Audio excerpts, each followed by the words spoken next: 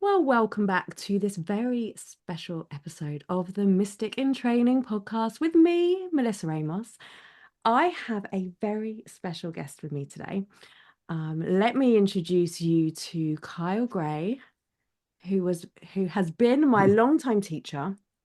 And Oh, today feels like a full circle moment for me because it was back in, was it 2017 when yeah. Angel Team first began, that I came across this guy, this young Scottish guy who was talking about the angels in a way that I'd never heard anyone speak about before.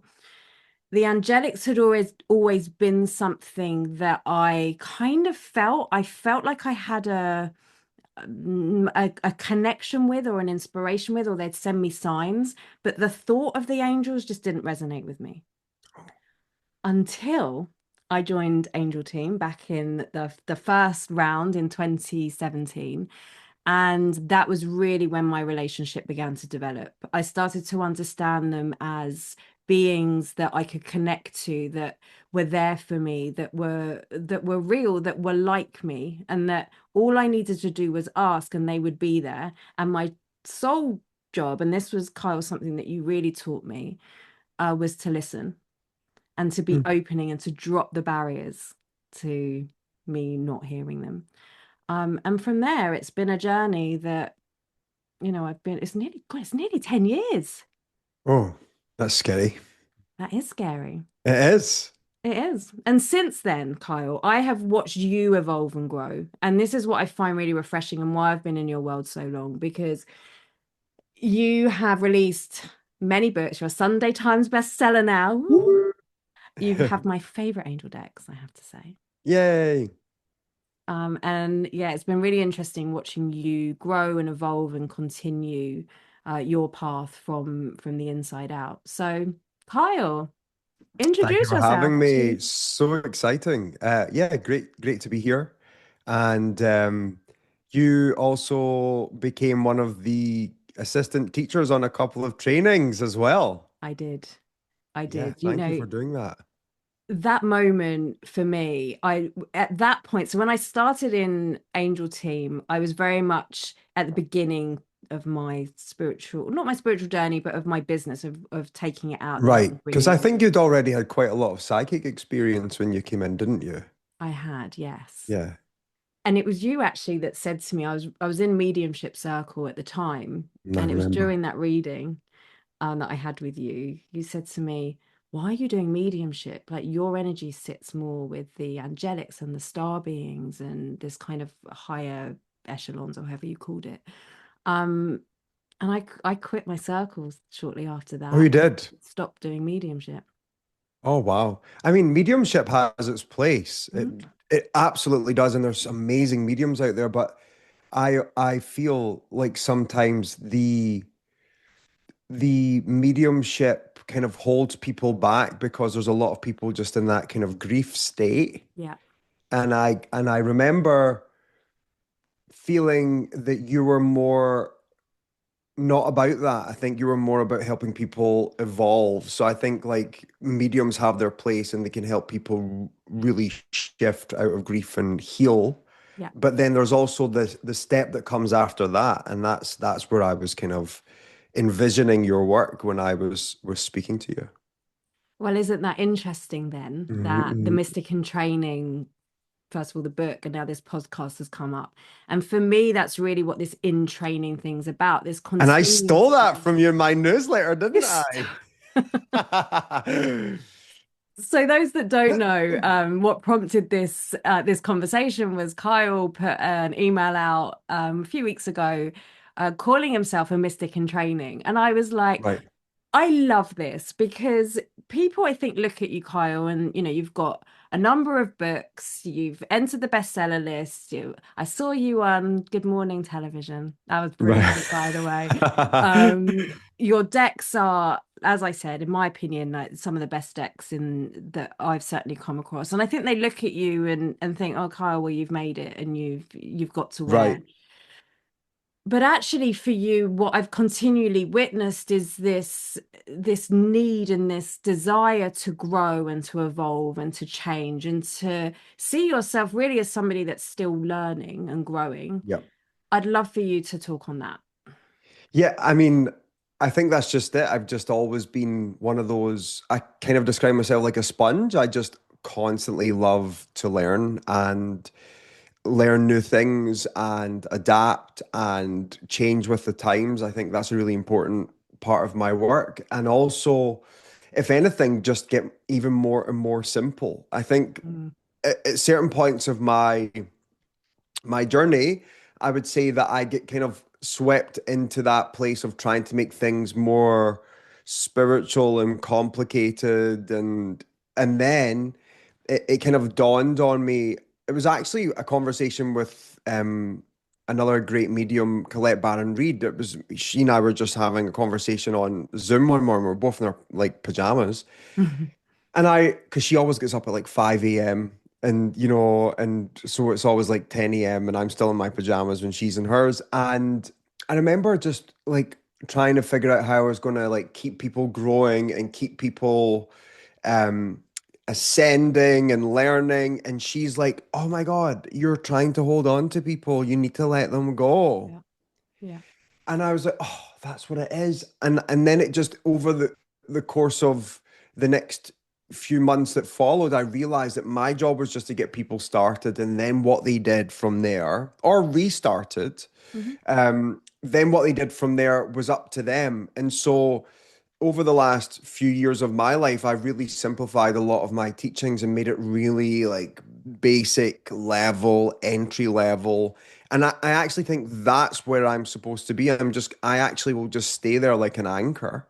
okay, But at the same time, for me, that's also been my journey of like constantly going back to the start and learning new information or rediscovering stuff from a different angle, and just constantly being in that learning space.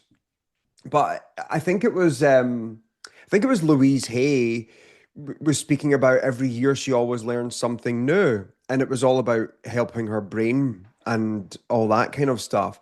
And I remember when I first started to do, to be honest, well financially, and I could yeah, afford to be able to go on like pretty good courses every year without fail since I've been financially stable. I've always done a different big dive. okay, And it's not just like, like a little weekend. I've always signed up for like the 24 weekenders, or I've always done that. And it's always just helped my mind stay in beginner. mm, So I'm like, whatever I learn, I'll apply it into what I'm teaching. And it might not be the same subject, but it'll just keep me in that beginner's mindset. And I like staying there. I love that. Yeah. I love that. I too am one that will just go and learn and continue to learn. Yeah, you do, don't you? Yeah. I completed my psychotherapy, my spiritual psychotherapy diploma recently. Oh, And I'm congrats. like, there's so much to learn. And everything is actually quite simple. Mm, Everything is actually, I'm not sure basic's the right word, but we've got to start somewhere. And I love that idea of having that beginner's mind, of having that kind of wonder of, well, what's possible. And for me, that moves into this feeling of being in training and like actually never getting there, not in an eternal seeker kind of way. I think we've all been, mm, haven't we? But in this like, and and what else? right. Mm, Yeah, it's a real strange feeling to think that where we're going is where we already are, and it's just more yeah, of like the uncovering.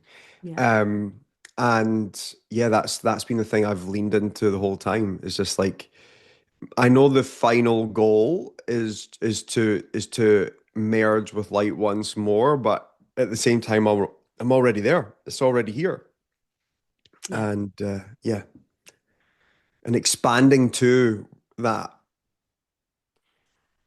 So as somebody who I've witnessed has devoted their life to the angelics and this way of light, I should say. Mm.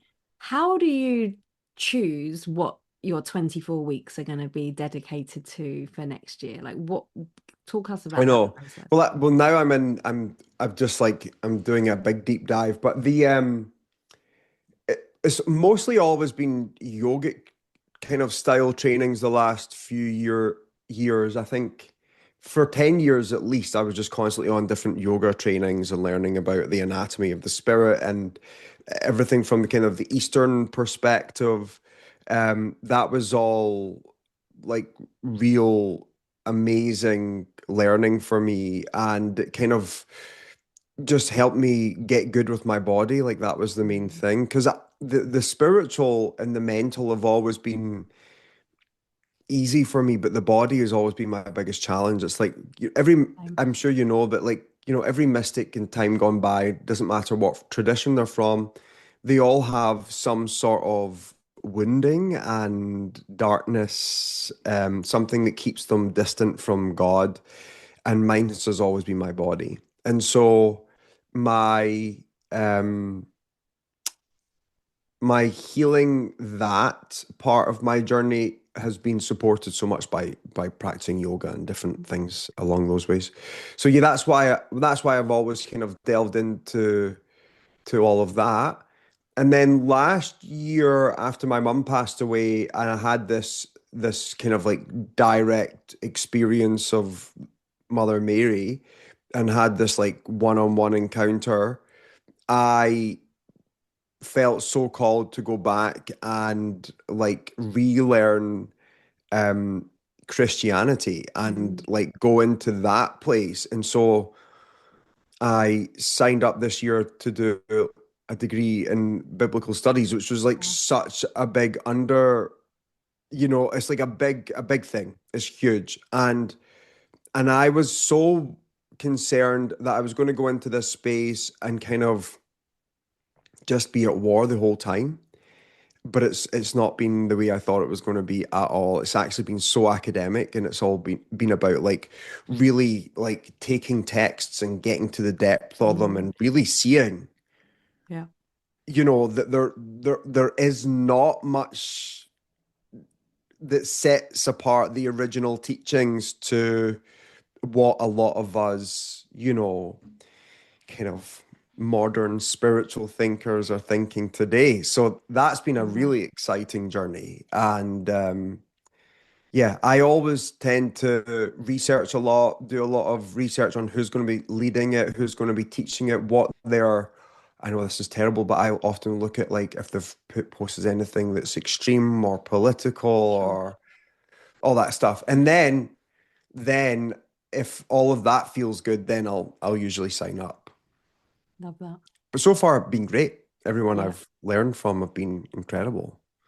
Someone said to me once, Melissa, you've got a really good gift of picking good teachers. Right. And I agree with that.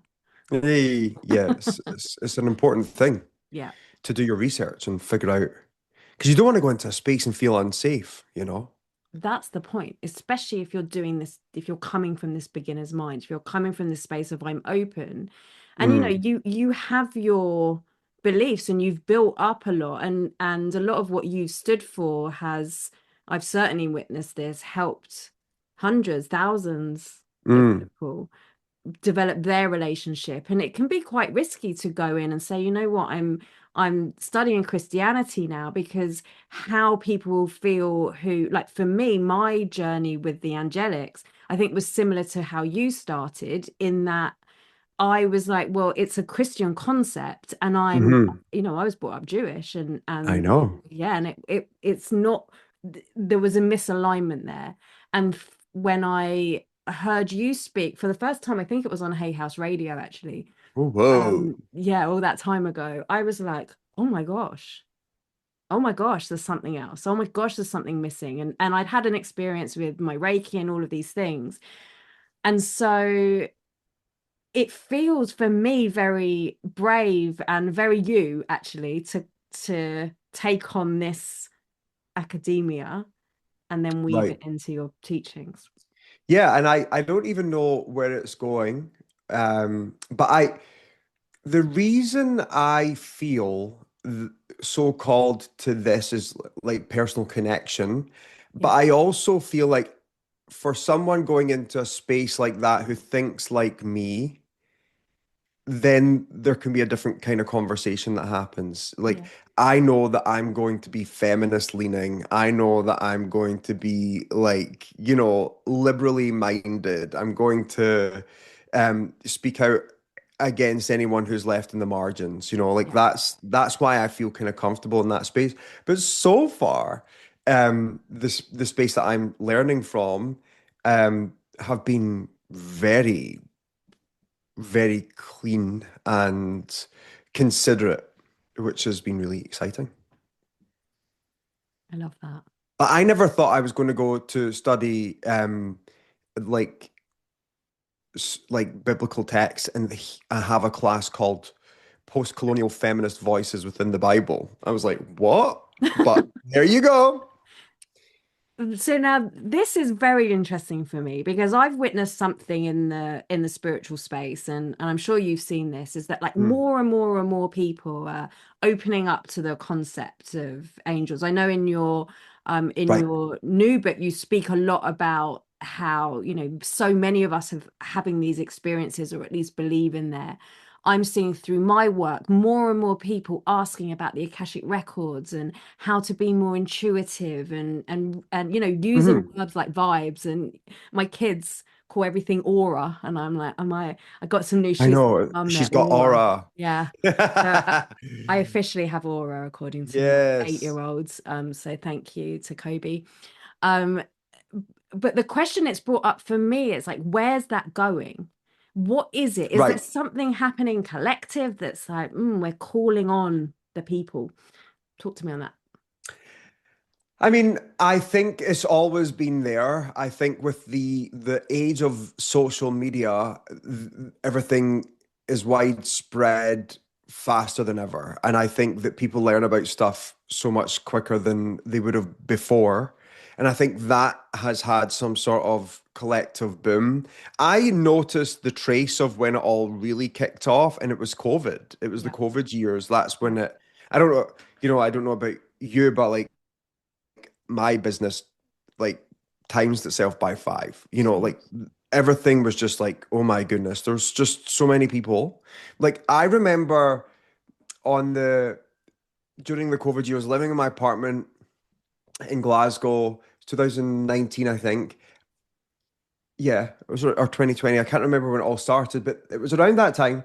I remember hosting a free live online angel training and 11,000 people came live. Mhm. And I had to like pay like one of those crazy Zoom licenses or like Yeah. $40,000 or whatever Yeah.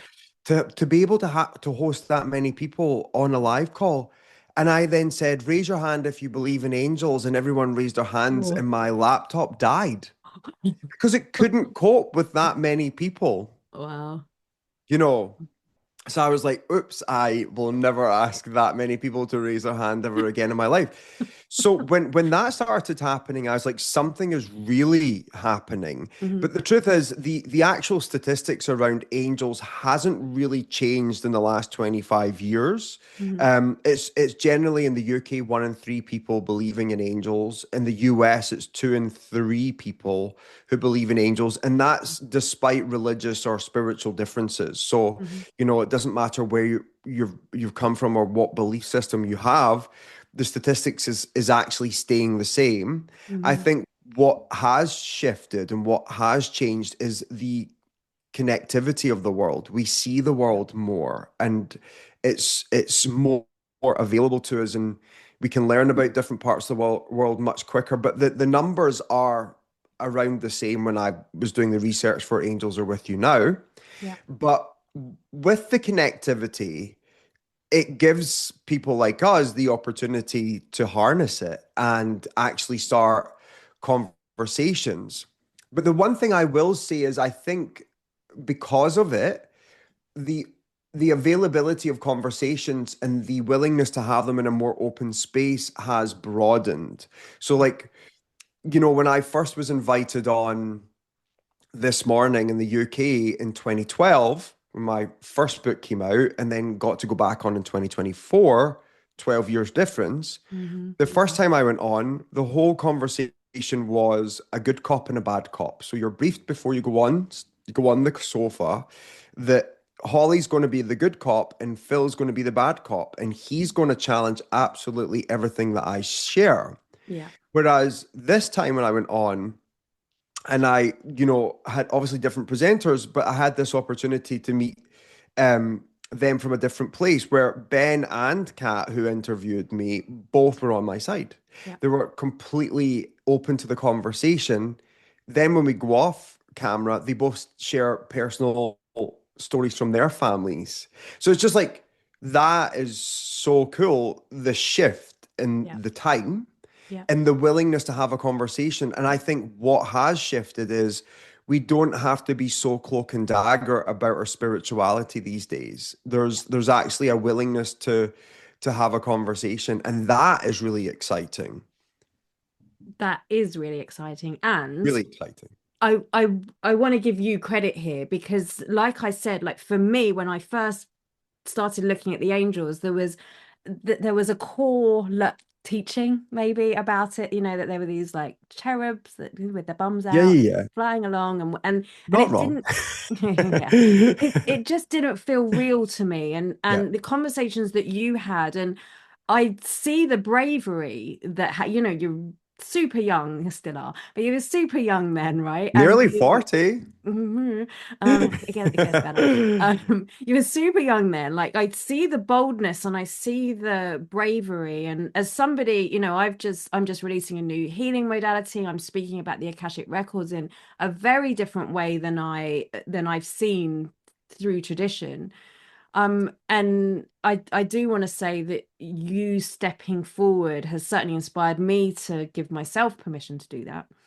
Um, but yeah, I'd love for you to talk a little bit about that step forward that you take, because that can't have been easy when you've got Right. this industry behind you. Like, no, that's not how we're speaking about it. Yeah, well, I mean, this is a really, I'm really open about this, and angels are with you now. But when I came into the kind of publishing arena, there was a couple of main speakers on angels, and I had a difference of opinion to them.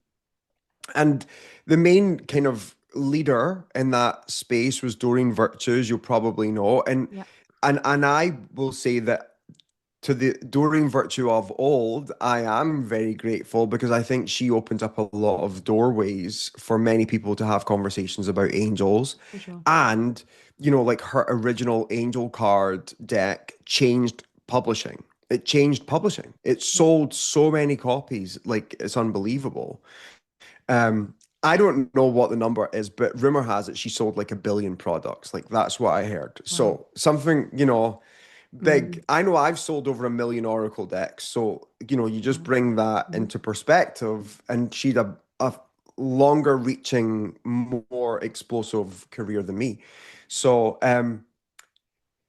but I had a difference of opinion, and so I actually was encouraged to kind of stay in the same light, and I couldn't change too much Mhm. because that would actually work against me on my trajectory of trying to become more well known and more well established. And at that time, the way to actually make it in the publishing, speaking world sounds quite dark when you think of it this way. It was Yeah. actually to make it in America.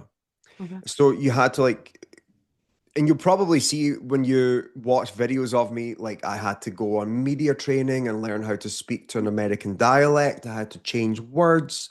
Like I did all of that as well. Mhm. Um, so that's what I did. And eventually, when my own voice had I don't know, weight, Yeah. then I was able to kind of lean people into a different way of thinking. Yeah. And that actually wasn't that long. It was with Angel Prayers, my second book. Yeah. I was able to really fire into the thank you mindset, the Yeah. gratitude, and you instead of asking angels for help, you can thank them, and you Yeah. might see a bigger difference. And that's what that kind of started to kind of make me stand out against everyone else. But I think it took to till when I was writing Angels Are With You Now, to really get my ideas across. And Yeah. I think the main thing that I wanted to do with that book was I wanted to remove the whole idea that you had to be special or gifted to access angels. I needed everyone to know that they had an angel and that they could speak to them directly. You didn't need anyone in between you and them. You could go direct, and you're already hooked up the way you need to. It Mhm. was like reverse marketing essentially, because Yeah. I've made all these decks and all these courses, but I've always said, you don't need me. This isn't magic. You've got it all. Like that's really what I wanted to say. But I also needed to do it in a way where if you'd never been to one of my classes or one of my courses or any of, our kind of field, you could pick up that book and learn the basics and get started, Yeah. you know? So yeah, how did I get brave? I think I have always just had it in me just to like push against the grain. And the truth is, it was much harder 12 years ago than it was today. Yeah. Like the first time I went on this morning in 2012, Twitter was a thing and people had like told me to kill myself and Wow. like, hang yourself out and Yeah. all these different weird things. And charlatan is the kind of like word that was thrown around a lot. Um, and in fact, someone called me that the other day and I was like, whoa, I haven't heard that for a long time. So how did it land differently this time to 12 years ago? Well, back then, I think I had something to prove and I was trying to do it. Mhm.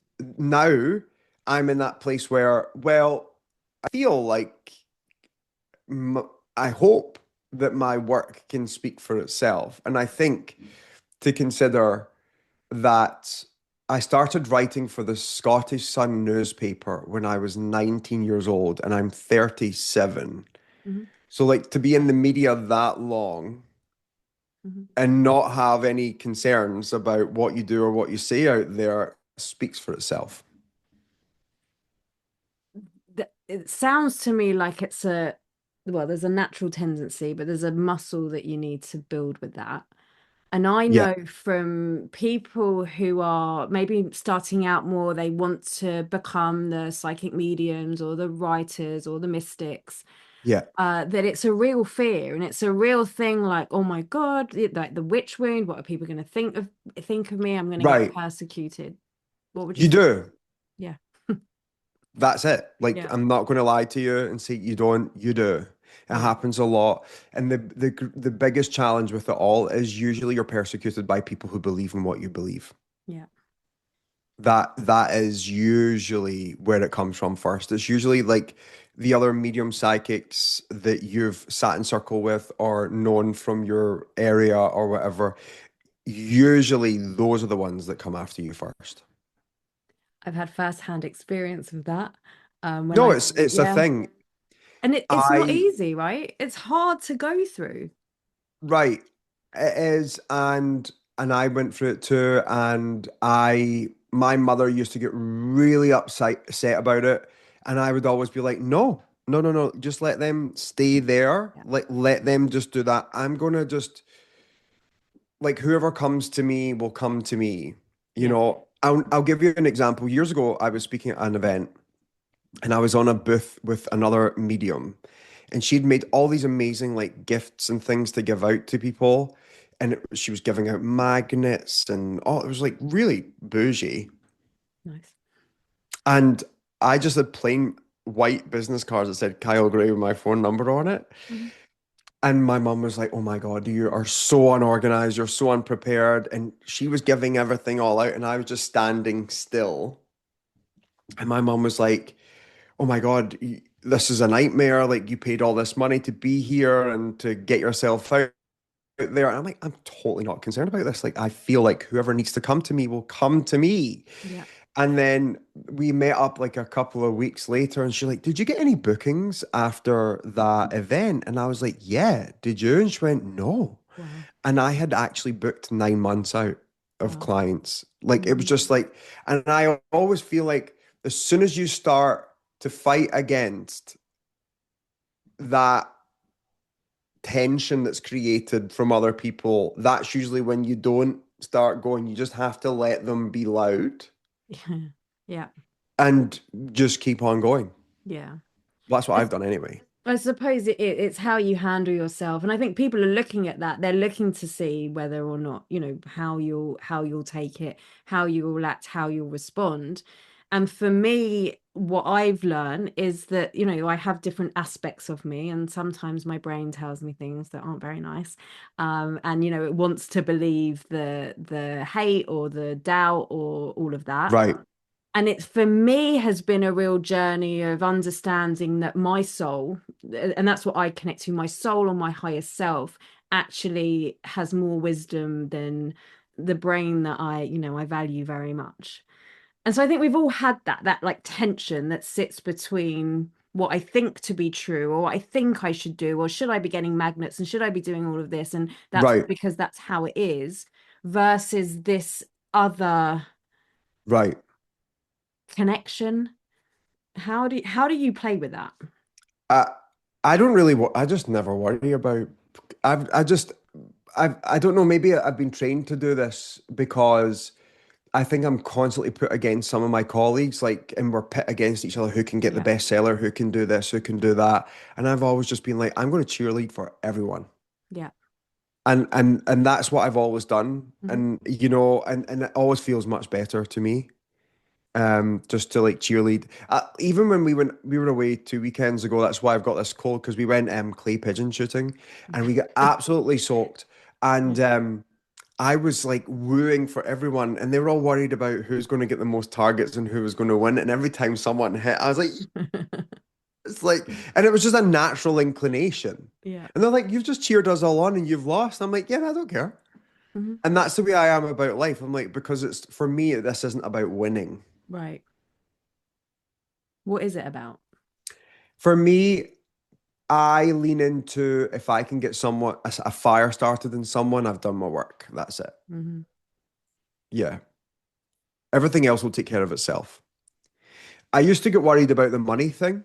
Yeah. And one of my biggest mentors, Robert Holden, said to me, this isn't your money anyway, it's God's. And I've Hmm. said it every day ever since. Wow.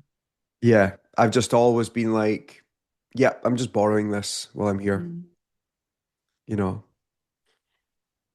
And what I love about that, and I've been working with Robert for the last year as Oh, well. have you? Yeah, so I love that synchronicity. Yeah, Or he's you actually like seeing him on a one-on-one? I'm in his mastermind. Oh, you are. So Yeah. good.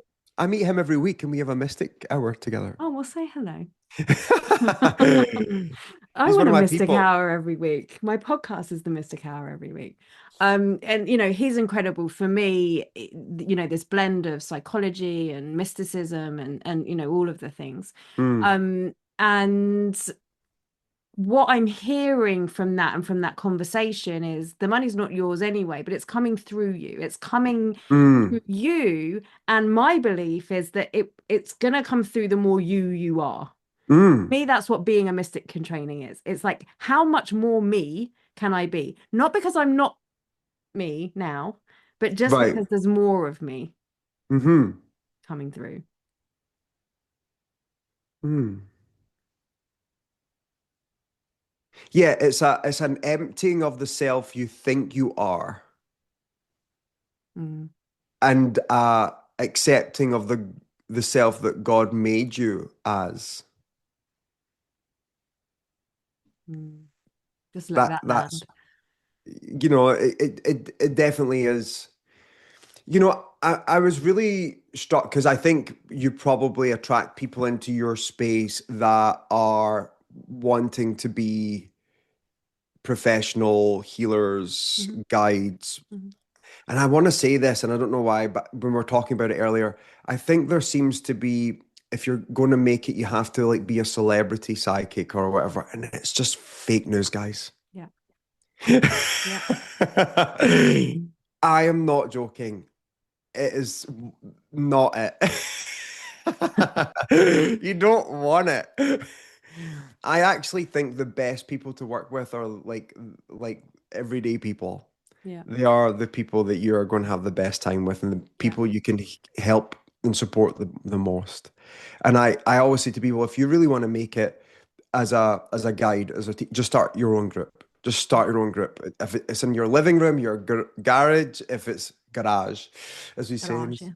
in the garage, you know, or whatever, just like, or your local church hall or your local yoga studio, just get people together and speak about it, and everything else will take care of itself. That's how I started, and it's how I start everything. Like the I started a Mother Mary like I've circle, seen.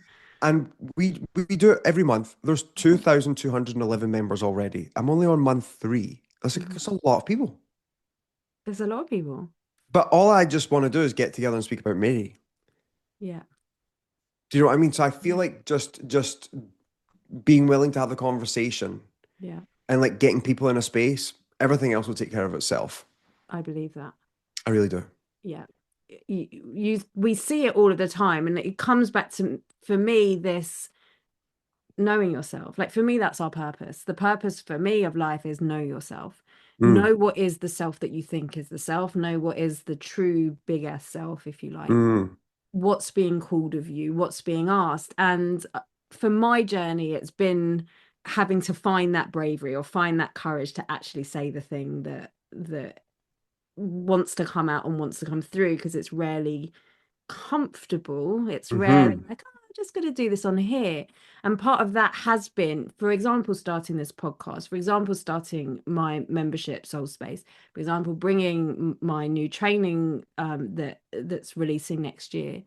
And it comes back to what is being asked of me and which aspect of me am I listening to.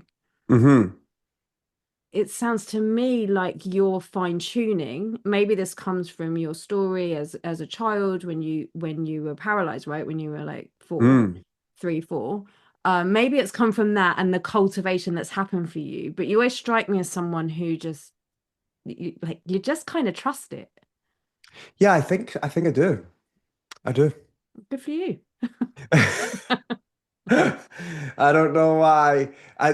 Maybe it's part of my Enneagram thing. I'm a 7 on the Enneagram, the Okay. enthusiast. So I'm just like, if I do it, I'm all in. Okay. I'm just like, if I'm going to do it, I'm going to do it. What's your number? Do you know? 5. You're a 5. I'm a 5. I want Investigator. to know everything about Are you a everything. 5-4, 5-6? I think more 5-4, but 5-4. I'm yeah. Yeah, I'm a 5. I wonder what your human design is, Kyle. Do you know? I'm a generator. Do you know your So, numbers? no.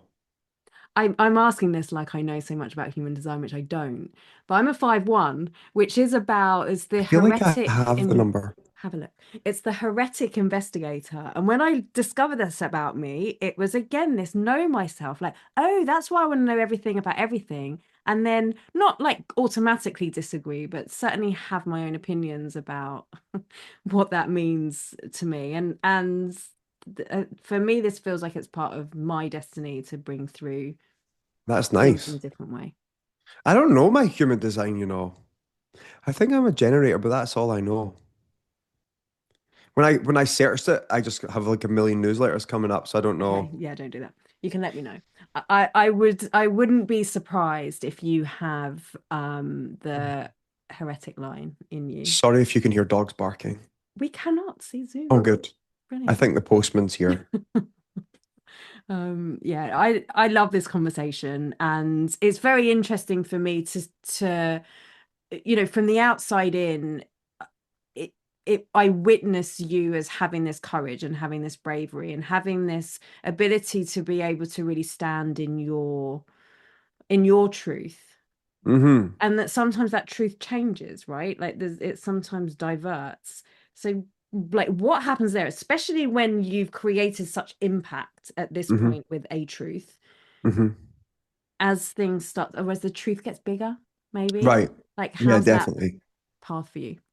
Yeah, I'm not sure. I'm always willing to finish things. Mhm.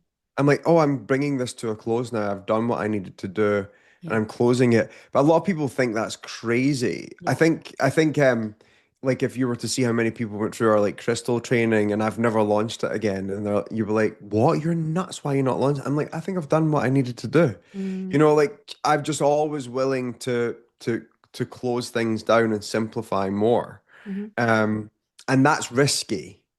It is risky. Yes, financially it's risky, but Yeah. for my heart it feels good. Because Mhm. my thing is not about selling out. I've never really wanted to do it. Like this is the first time in my life I don't have a book deal. In my 20 since I was 23. Mhm. And I'm writing a book, but I'm not sure I want to sell it. That's I love risky. that. You know Listen, what I I mean? love that.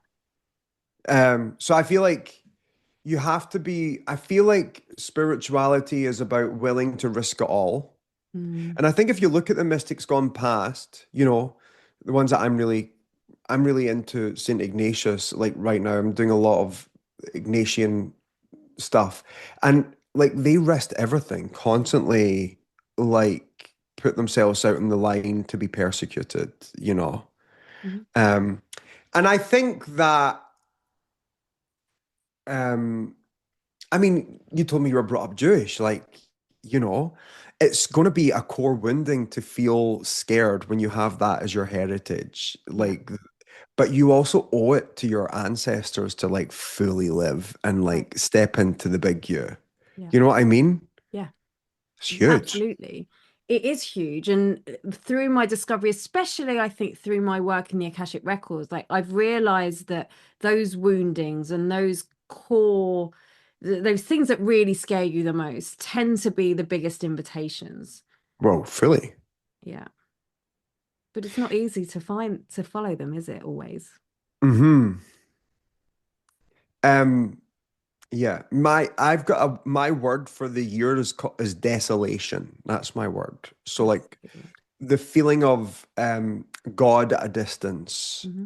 Like I can't like And I, and I think so many of us are in that place of, oh, spirituality is all about ascending, ascending, ascending. I think we have to descend. We have to have a descent before we ascend. Yeah. And in the Kabbalah, they've got this hidden sphere. I don't know if you know about it, Yeah. but the top three, and then underneath them, there's that hidden sphere Dath, which is called the abyss. Yeah. And it's just underneath Kether, which is God, like Almighty. Yeah. And in order to get to God, you have to descend first. So whenever we were in this place of like, oh my God, I need to risk it all. Like, this is too risky. This is too fearful. It's actually, you're on the verge of the miracle. You're Yeah. right there. Like when God feels so distant, God is right there. God, love, truth, universe, whatever you want to call it, spirits, self with a big S. Like whenever you feel that descent happening, it's because you're about to go up. Yeah. And in hindsight, that's always true. It's Always, just but it's shite when you're in it's like holding the it. bar. Someone's coming to help me in a minute. To We'll be be all fully right. Scottish, it's shite when you're in it. And I think that for me is the spiritual path, right? Is like Right, knowing you're not doing it alone, knowing that there's always something there supporting you, and knowing that if this truth, if this feeling, if this pull is coming through you, and it is for the help of yourself, it's for the help of other people, and somehow it's going to create these ripples in the world, then who are you not to take it? right. It's your desert moment. Christ went to the desert for 40 days and 40 nights and he was left there with nothing. And that's what we go through spiritually. That's actually just metaphorical. Like we go into the desert of life and everything feels dry and untidy and doesn't seem to have any roots of growth. But in fact, that's your preparation. You're being stripped away and brought back to your true self Mm, rather than the self you think you are. yeah, that created self that we love so much. Right. Can you, just the last question, can you take me back to a moment where you felt that, like stripped back and like, oh, am I ever going to get through this? I mean, I feel like I have big feelings, because yeah, I I think this year has been that for me. Um, because even though things are good and successful, I think I've definitely been in that. I don't want to say I'm searching, but I feel like I'm in the desert in a way. Like I genuinely don't know what happens next. Mhm. Like I look at like my company and Angels now and all that. It feels great. Everything's great. We've got an amazing group and I Great. have a team of people who run it. So I can just create the content and have a great time. But like there's a part of me is like I don't genuinely know where my life or my career is going. I know for a fact that I'm not so sure I want to keep publishing. Hmm. So like Wow. that feels weird, Mm. you know, considering I've had like 21 publishing deals in the last 12 years. You know, it's a lot of that's basically a thing a year. Yeah. Wow. Um, so I think I'm kind of in the desert right now. Mm.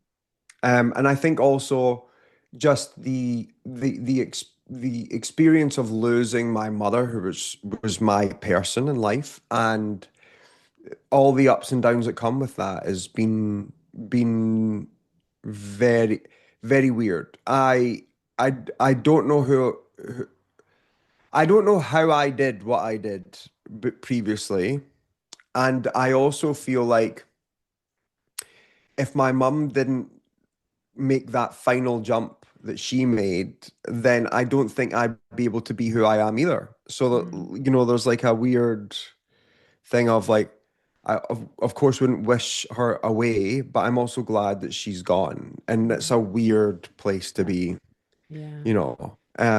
Yeah, so I think I'm there. I'm doing a lot of soul searching and a lot of internal family systems and Mm. I've just created so much space. And this year I've literally been on 8 pilgrimages. So going on one this weekend. Oh, where are you going? Knock. Oh, There was a vision of the Virgin Mary there in 1879, and I think it was 15 people that saw it at once. So wow. yeah, So who knows? And I think who there's this knows? who knows what's We going to don't need happen. to. We don't Well, need to know. and they didn't know that that was going to happen when it happened, I right? know. Like, And it's this faith, it's this following the step. It's going, I don't know, and actually, my human really wants to know, but I don't need to know. yeah. And if I, how do I keep on following that? How do I keep on with that faith and that trust and that knowing that the angels have got me, But knowing I that must the I angels are must with call me. myself out here because it's Mhm. so much easier to say this as me with like money in the bank, a roof over my head, a Cool. career that's been successful. It's very privileged, and I'm handing my hands up. It's like, yeah, it's so much easier because I know if I was a single mother with 3 children, I don't know how to make ends meet. It's not as easy to be faithful as it is to. So I hear that. And I meet that with also that when you, I think when you've built up a level of success and you've had so many people who have been inspired by you and you've created this big impact. And, I even speak personally, you think how many people I've touched, and it's right, the ripple that you've dropped has rippled out even further through me, right? mm, And through how many ever many hundreds of high people five. That's great. that I think that gives another sense of responsibility of, well, Oh, now who do I owe it to? mm. Who knows? Who knows? I genuinely don't know. It's pretty exciting though. It is exciting, and it leans back into having that faith and having that gratitude of, the path that you've taken and the opportunities that, like Louise Hay gave you back when you were a No, teenager. taking me on tour when I was Yeah. 24. What's that all Yeah. about? She saw something in you. Yeah, I think She so. followed her inner ding. She did. Yeah. And I say to you that I recognize that you gave me an opportunity how 5 years ago when you invited me to come and help in and to teach in Angel Team. And I see that and how that was an up level for me as well. And that was the catalyst of starting my membership and Well plenty of other done. things that have happened from there. Well done, you. I'm Thank you. glad So to see you full shine. round circle. Now, this is, I've really got a real last question, and I'm going to Yeah. be asking all of my guests who are going to be on the Mystics in Conversation. Yeah. Kyle, Mhm. what does it mean for you to be a mystic in training? A mystic in training is, for me, is someone who is willing to do the work that comes with learning.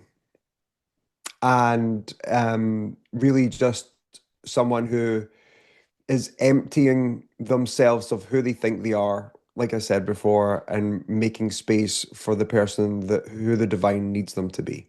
Mm, I love that. Yeah. If my mic wasn't on its stand, I would drop it. Hey, Thank you so much thank you for having me. for being here and for connecting. If anyone wants to reach out to Kyle, how can they get in touch with you? Yeah, just Kyle Gray UK on Instagram. And Angels Are With You Now is out now. Sunday Times bestseller #2. Angels Are With You Now is an incredible book. It's available everywhere. I'll drop it in the notes here. I also want to give a shout out to the hundreds of decks that I have, like literally that Oh, never leave my side. We had Archangel Gabriel, oh uh, yeah. from like your OG. You've got like from The big. OG. They're out of print now. Oh, So cool.